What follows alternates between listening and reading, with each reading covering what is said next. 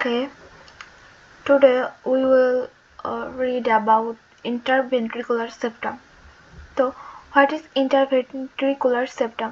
আমাদের দুইটা ভেন্ট্রিকলকে সেপারেট করে যে ফাইব্রোমাস্কুলার পার্টিশন সেটাকে বলা হয় ইন্টারভেন্ট্রিকুলার সেপ্টাম। এই ইন্টারভেন্ট্রিকুলার সেপ্টামের দুইটা পার্ট, একটা হচ্ছে মাস্কুলার পার্ট আর একটা হচ্ছে মেমব্রেনাস পার্ট। তো যেটা মাস্কুলার পার্ট সেটা থাকে হচ্ছে অ্যান্টেরো ইনফেরিয়রলি, আর যেটা মেমব্রেনাস পার্ট সেটা থাকে হচ্ছে পোস্টেরো সুপেরিয়রলি। এই যে এইটা হচ্ছে মাস্কুলার পার্ট যেটা থাকে হচ্ছে অ্যান্টেরো ইনফেরিয়রলি, আর এটা মেমব্রেনাস পার্ট যেটা থাকে হচ্ছে পোস্টেরো সুপেরিয়রলি। এখন আমরা দেখব features of interventricular septum. Interventricular সেপ্টামে কি কি ফিচার্স থাকে? একটা হচ্ছে মডারেটর ব্যান্ড, তারপর হচ্ছে সেপ্টাল কর্ডি টেন্ডেনি, দেন থাকবে হচ্ছে left branch of AV bundle. এই যে এটা হচ্ছে left branch of AV bundle. তো ফিচার্স অফ ইন্টারভেন্ট্রিকুলার সেপ্টাম হচ্ছে moderator band, septal chordae tendineae and left branch of AV bundle. এখন আমরা পড়ব হচ্ছে ডেভেলপমেন্ট অফ ভেন্ট্রিকুলার সেপ্টাম। এই ইন্টারভেন্ট্রিকুলার সেপ্টামটা তিনটে সোর্স থেকে ডেভেলপড হয়।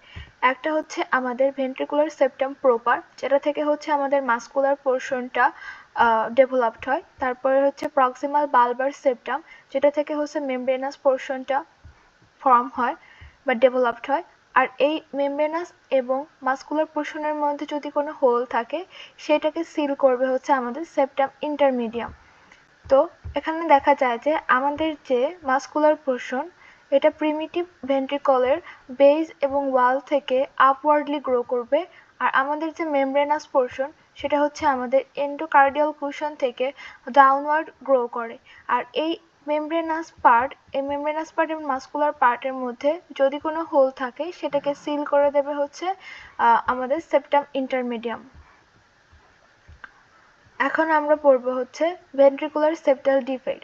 আমরা দুইটা ভেন্ট্রিকুলার সেপ্টাল ডিফেক্ট পড়ব, একটা হচ্ছে পারসিস্টেন্ট ইন্টারভেন্ট্রিকুলার ফোরামেন আর একটা হচ্ছে বাইঅ্যাট্রিয়াল মোনোভেন্ট্রিকুলার হার্ট।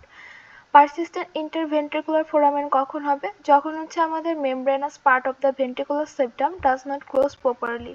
আমাদের যে মেমব্রেনাস পার্ট থাকে এটা যদি পুরোপুরি মাস্কুলার পার্টের সাথে সিল না হয়ে যায় তাহলে এর মাঝখানে একটা ফোরামেন পারসিস্ট করে, ওই কন্ডিশনটাকে আমরা বলতেছি হচ্ছে পারসিস্টেন্ট ভেন্ট্রিকুলার সেপ্টাম। ঠিক আছে, persistent ventricular foramen, persistent ventricular foramen. তো এখানে কি হয়, এটাতে হচ্ছে এটা একটা সিঙ্গেল ডিফেক্ট হিসেবেও প্রেজেন্ট থাকতে পারে, কখনো কখনো এটা ফেলো টেট্রালজির একটা পার্ট হিসেবে থাকে।